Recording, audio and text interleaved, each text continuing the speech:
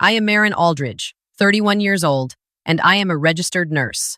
I was kneeling in the snow, scraping ice off my grandfather's front steps in Lanark County, when my phone buzzed in my coat pocket. I pulled off one glove with my teeth and checked the screen. It was from my brother Connor, headed to Portugal, cashed out the rest in the joint account. Tell Grandpa we said goodbye. It's our turn now. I read it twice. Then I looked through the frosted window at my grandfather Hugh, sitting in his recliner with a blanket on his lap, watching the snow fall on the sugar bush behind the house. He was smiling at nothing, the way he does now. I slid the phone back into my pocket and whispered to myself, good thing I moved that $140,000 last Tuesday. If you are listening to this, and you have ever been the only person in your family who checks the bank statements, who shows up for the appointments, who stays awake doing the math while everyone else sleeps, then you need to hear what happened after that text message. You have to understand Aldridge Maple. This property is not just a sugar bush. It is 160 acres of eastern Ontario forest that my grandfather's father cleared and tapped almost 90 years ago. Every spring, the sap runs. Every spring, the evaporator fires up in the sugar shack. Every spring, for almost a century, an Aldridge has been standing over that steam, turning sap into syrup. That is not a business plan on a spreadsheet. That is a family. My grandfather Hugh built everything that is here now.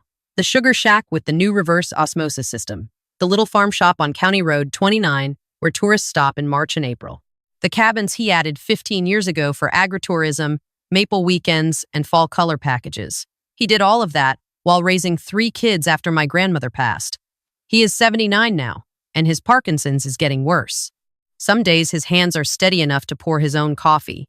Other days I find him gripping the kitchen counter, frustrated, angry at his own body for betraying him. He needs help. He needs consistency. He needs to know that the land he built will not disappear while he is still standing on it. My cousin Lena and I are the ones who stayed. Lena left her job at a marketing firm in Ottawa to come back and run the retail side. She redesigned the shop, launched an online store, built a social media presence. She works 16-hour days during sugaring season and barely breaks even the rest of the year.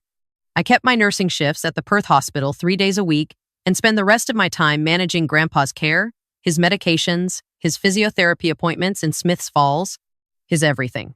Between the two of us, we hold Aldridge Maple together with our bare hands. And then there is my brother Connor and his wife Jess. Connor is 4 years older than me. He is the eldest grandchild, the one my grandfather always called the future of this place. Connor was supposed to take over the sugar bush. That was the understanding, the unspoken family contract. Instead, Connor became a real estate agent in Barhaven, bought a townhouse he could barely afford, leased a truck he definitely could not afford, and started treating Aldridge Maple like his personal emergency fund. Jess is worse. Jess is the engine behind every bad decision Connor makes, but she is smart enough to let him be the one who asks. She sits in the background, scrolling through resort photos on her phone, while Connor calls Grandpa with some urgent expense that always turns out to be fiction. Here is what nobody else in my family knows. My grandfather set up a family trust 5 years ago when his diagnosis came. $170,000, held in a joint account at the Scotiabank branch in Perth. The terms were simple. That money was for 2 things only. First, maintenance and operation of Aldridge Maple. Second, Hugh's ongoing medical care, his medication, his eventual full-time support worker, his dignity. I was named co-trustee because I am the one who actually handles his finances. Connor was given limited access as a secondary signatory because my grandfather, despite everything, still believed his eldest grandson would come through. For the past 8 months, I had been watching the account. I check it every Monday morning, the same way I check Grandpa's blood pressure. At first, the withdrawals were small and plausible. Evaporator repairs, Connor would say. New tubing for the main lines, he would claim. But I am a nurse. I am trained to notice patterns that do not fit, and these patterns did not fit at all. The evaporator repairs matched a charge at a furniture store in Canada. The new tubing looked exactly like a payment to a golf course in Stittsville. Every month, the amounts grew. 500 became 1,500, became 3,000. I brought it up with Lena one evening. We were sitting in the shop after closing, surrounded by boxes of maple butter jars, and I showed her the statements on my laptop. She stared at the numbers, then closed her eyes. Maren, I am so tired, she said. I cannot fight with Connor again. Last time I confronted him, he called me jealous, and Jess blocked me on everything. I just cannot. I understood. Lena was running on fumes. She did not have the energy for a war. But I looked at those numbers and I saw the same thing I see when a patient's vitals start trending in the wrong direction. A quiet emergency, the kind that kills you if you ignore it long enough. The tension shifted about 3 months before that text message. I started noticing things that did not fit into the category of casual selfishness. This was something organized, something planned. The first sign was the RESP. Connor and Jess had 2 kids, Brody and Maisie, 7 and 5. My grandfather had been contributing to their registered education savings plans since they were born. Modest contributions, but consistent. One afternoon, I was at Grandpa's kitchen table helping him sort through his mail, and I found a notice from the RESP provider. The accounts had been collapsed. The full balance, just over $18,000, had been withdrawn. The government grant portions had been returned to Ottawa, and the remaining funds had been transferred to Connor's personal checking account. I felt sick. That was Brody and Maisie's university money, their grandfather's gift to their future, and Connor had cashed it out like it was a scratch ticket. The second sign was the phone calls. Connor, who normally called Grandpa maybe once a month, started calling every few days, but he was not calling to check in. He was fishing. "Hey, Gramps, just wondering, did you ever get around to updating your will? You mentioned something about that last Christmas. And another time, Gramps," Jess was asking, "do you still have that safety deposit box at the bank? Just curious." My grandfather, whose mind is still sharp even when his hands shake, told me about these calls with a puzzled look. "Connor seems very interested in paperwork lately," he said. "Since when does that boy care about paperwork?" The third sign was the visit. Connor and Jess drove up to the property one Saturday in October, which was unusual because they almost never visit outside of sugaring season. They brought the kids, which made Grandpa happy, but while the kids played in the yard, I watched Jess walk slowly around the property with her phone out, taking photos, not selfies. Not photos of the kids. She was photographing the cabins, the sugar shack, the shop, the lot lines. She was taking real estate photos. I found Connor in the sugar shack that same afternoon. He was leaning against the evaporator, texting. He did not hear me come in. I caught a glimpse of his screen before he noticed me. It was a group chat. The message he was composing said, "Property value is probably north of $800K with the acreage. We just need the old man to sign over the he saw me and flipped the phone face down. Just checking hockey scores," he said. "Sens game tonight." The Ottawa Senators were not playing that night. I checked. That evening, after they left, I sat in Grandpa's office and stared at the framed photo on his desk. It was taken in 1987. My grandfather and grandmother, young and sunburned, standing in front of the sugar shack with buckets hanging from the maples behind them. They were laughing. I thought about how many springs of work were in that photo, how many frozen mornings, how many gallons of sap boiled down to almost nothing, how many years of patience and stubbornness and love. And I thought about Connor photographing the lot lines. I made my decision that night, not in anger, in clarity. The same clarity I feel when a patient's condition changes, and I know exactly what to do, even when it is difficult, even when it means making a call that will upset people. I was not going to let them sell my grandfather's legacy out from under him. The next morning, Monday, I drove to the Scotiabank branch in Perth. I sat down with the branch manager and explained my concern. As co-trustee, I had full legal authority to manage the account. I opened a new trust account, the Hugh Aldridge Care and Legacy Fund. The only signatories were me and Lena. Then I transferred $140,000 from the original joint account into the new one. I left $30,000 in the old account. Enough to look like the full balance had not been touched much.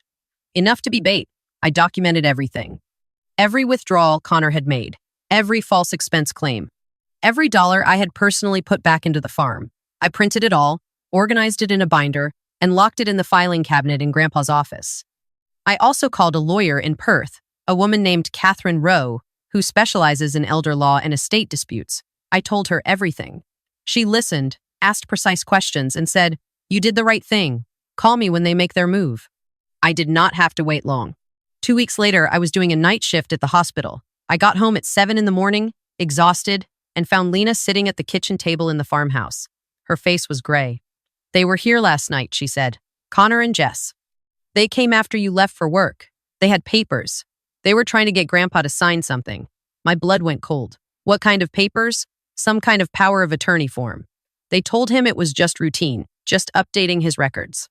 I walked in and asked what was going on, and Jess told me it was a family matter between Connor and Grandpa, and that I should mind my own business. Lena's voice was shaking. I told them to leave. Connor called me a jealous control freak.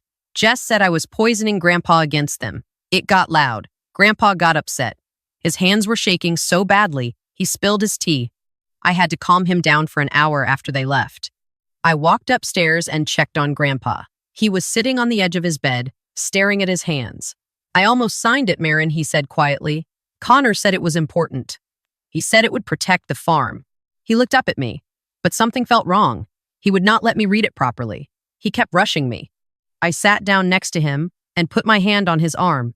You did the right thing, Grandpa. Am I losing my mind, he asked, or is my grandson trying to steal from me? I had to look away, because the answer was yes. And telling a 79-year-old man that his eldest grandson, the one he called the future of this place, was trying to take everything from him was one of the hardest things I have ever done. That was Tuesday night. On Wednesday, I called Catherine Rowe. On Thursday, she filed a precautionary application with the court to flag any unauthorized property transfers involving the Aldridge estate. On Friday, I installed a lock on Grandpa's filing cabinet and moved all the original property documents, the deed, the title, the tax records, to Catherine's office. On Saturday, Connor and Jess came back, this time without the kids. They walked in like they owned the place. Jess had a new bag. Connor was wearing a jacket I had never seen before.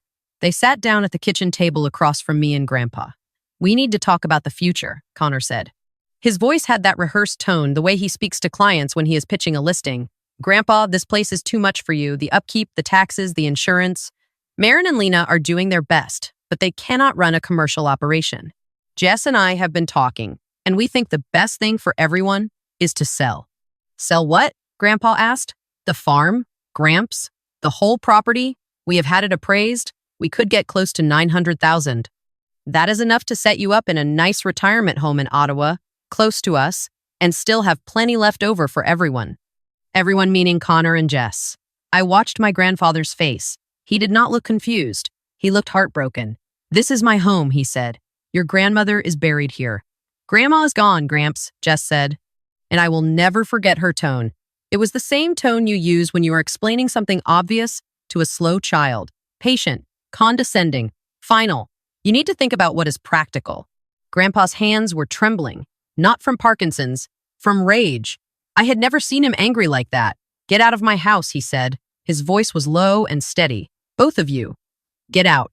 Connor stood up. Fine. But this conversation is not over. You cannot run this place from a wheelchair. Grandpa.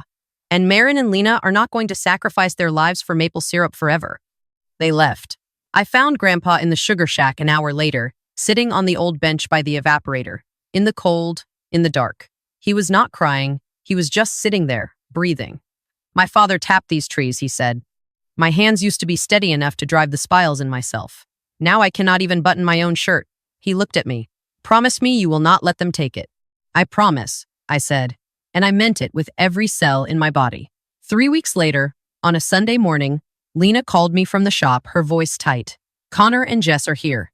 They have a moving truck. I drove over from the hospital, still in my scrubs. By the time I got there, Connor was loading Grandpa's evaporator parts into the truck. The original copper pans that his great-grandfather had used. What are you doing? I shouted. Taking what is ours, Jess said, standing by the truck with her arms crossed. Connor is an heir. He has a right to family property. Those are not family property. Those are Grandpa's property. He is alive. Not for long at this rate, Jess muttered, and I think she actually believed nobody heard her. I called the OPP. The officers arrived in 20 minutes. Connor tried to explain that he was just helping reorganize the equipment. The officers took one look at the situation, one look at my face, and told Connor and Jess to unload the truck and leave the property immediately. They did. But Connor turned to me before he got in his car. This is not over, Maren. We are going to sell this place whether you like it or not. And there is nothing you can do about it. That night, I went through the trust account one more time. I pulled up the records and froze. In the previous 2 weeks, Connor had withdrawn $28,000 from the original account, the one I had left $30,000 in. The withdrawals were listed as operational expenses, but the money had been transferred to a new account I did not recognize. I traced it. It was a deposit on a condo rental in Lisbon, a luxury condo. Long-term lease. They were not just planning to sell the farm. They were planning to leave the country. I called Catherine Rowe at 9 o'clock on a Monday morning. By Tuesday, she had filed a formal complaint with the court, along with the full documentation binder. She also contacted the RCMP Financial Crimes Unit about the suspected elder financial abuse. We were no longer just protecting assets. We were building a case. Then the text came, headed to Portugal, cashed out the RESP and the joint account. Tell Grandpa we said goodbye. It's our turn now. Connor actually believed he had gotten away with it. He thought the $30,000 in the old account was all there was. He did not know about the new trust. He did not know about Catherine Rowe. He did not know about the RCMP file. Lena read the text over my shoulder. She did not cry. She just nodded once, like she had been expecting it. Then she went back to packing syrup orders. The woman is made of granite. I gave it exactly 1 week. I was sitting in Grandpa's office, doing the farm's GST filing, when my phone rang. International number. I let it ring 4 times. This is Maren Aldridge. Miss Aldridge, this is the management office of Solaris Residences in Lisbon. We are calling regarding your brother Connor Aldridge and his wife Jessica. They listed you as their emergency financial contact. I see, I said. We have a situation. Their deposit payment of 22,000 Canadian dollars has been reversed by their bank. They are currently in the unit, but we will need to resolve this within 48 hours or begin eviction proceedings. I could hear Connor shouting in the background. His voice was high and panicked. Then Jess grabbed the phone. Maren, what did you do? The account is empty. Where is the money? The money is where it belongs, I said. In Grandpa's protected trust, where you cannot touch it. You had no right. I had every right. I am the co-trustee. I acted within my legal authority to protect the beneficiary, who is our grandfather, not you. Connor got back on the line. I will sue you. I will have you arrested. I am calling a lawyer right now. Please do, I said. And while you are at it, ask your lawyer to explain what happens in Canada when someone files a fraudulent power of attorney against an elderly person with a diagnosed medical condition. Ask them about Section 331 of the Criminal Code. That is theft by a person holding a power of attorney. And then ask them about the RCMP file that was opened 2 weeks ago with your name on it. Dead silence. I will wire you enough for 2 economy tickets back to Ottawa, I said. You will fly home. You will sit down with me, Lena, Grandpa, and our lawyer. And you will sign the documents we have prepared. That is your only option. They flew back 5 days later. They looked smaller somehow, the way people do when all their bluster has been stripped away. Catherine Rowe, Lena, and I were waiting at the kitchen table with 2 folders. Grandpa was in his recliner in the next room. He had asked not to be present. He said he did not want to see Connor's face. Folder 1 contained the full financial accounting, every fraudulent withdrawal, every false expense claim, the collapsed RESP, the Lisbon deposit, the attempted power of attorney, highlighted, annotated, and cross-referenced. This is the evidence, I said. Folder 2 contained the agreement. Connor and Jess would sign over any and all claims to Aldridge Maple, the property, the business, and the trust. In exchange, we would not pursue criminal charges, and we would use the protected funds to cover the RESP repayment and the outstanding debts they had created. They would have no further access to Grandpa's finances, his property, or his medical decisions. Connor read the documents. His jaw tightened. Jess stared at the table. And if we do not sign? Connor asked. Then Catherine files the criminal complaint that is already drafted, I said. Elder financial abuse, fraud, attempted theft by power of attorney. You will both be charged. Your real estate license will be reviewed by RECO, and Children's Aid will be notified about the collapse of your children's education funds. Jess signed first. Her hand was shaking. Connor signed after her without looking at me. Catherine gathered the documents. Lena walked them to the door. I stayed at the table for a long time after they were gone, listening to the house settle. That was 8 months ago. Sugaring season just ended. It was our best year in a decade. Lena's online store shipped maple syrup and maple butter to every province and 3 U.S. states. I reduced my hospital shifts to 2 days a week and spent the rest of my time on the farm with Grandpa. We hired a part-time support worker named Diane, a kind, steady woman who helps him on the days when his hands will not cooperate. He can still walk the sugar bush on good mornings. He moves slowly, leaning on his cane, but he stops at every tree like he is greeting an old friend. Connor and Jess moved to a rented apartment in Nepean. Connor lost 2 major listings after word got around about the RCMP investigation, which was eventually closed after we declined to press charges, but the reputational damage was done. Jess got a job at a call center. They have not spoken to me or Lena since the signing. They have not called Grandpa once. Brody and Maisie visit on weekends sometimes. Lena picks them up. They love the farm. Maisie calls the sugar shack the steam castle. I have already started a new RESP for each of them in Grandpa's name. Last week, Grandpa and I were sitting on the porch, watching the last of the snow melt off the maples. He was holding a mug of tea with both hands, concentrating hard to keep it steady. Maren, he said, do you think he will ever come back? Not for the money, just to visit. I looked at him. His eyes were wet. Even after everything, he still loves his grandson. That is the cruel mathematics of family. The people who hurt you the most are the ones you find hardest to stop loving. I do not know, Grandpa, I said, but this place will be here if he does. He nodded. Then he looked out at the trees. The sap ran good this year, he said, and that was all he needed to say. Some people think protecting your family means keeping the peace, keeping quiet, letting things slide because confrontation is uncomfortable, and love is supposed to be unconditional. But I have learned something different. Sometimes protecting your family means becoming the person they are afraid of. Sometimes it means locking the door and standing in front of it. Not because you want to fight, but because the people behind you cannot fight for themselves. Lena and I did not save Aldridge Maple because we are brave. We saved it because we were the only ones paying attention. And when the person who is supposed to protect the family becomes the threat, someone has to step up, even if it breaks your heart, even if it means losing the brother you thought you knew. The maples are budding again. In a few weeks, the sap will run, and the evaporator will fire up, and the steam will rise through the sugar shack roof into the cold Ontario sky, the same way it has for almost 100 years. And an Aldridge will be standing over that steam. Not because it is easy, but because some things are worth holding on to, even when the people who should have helped you hold them try to rip them from your hands.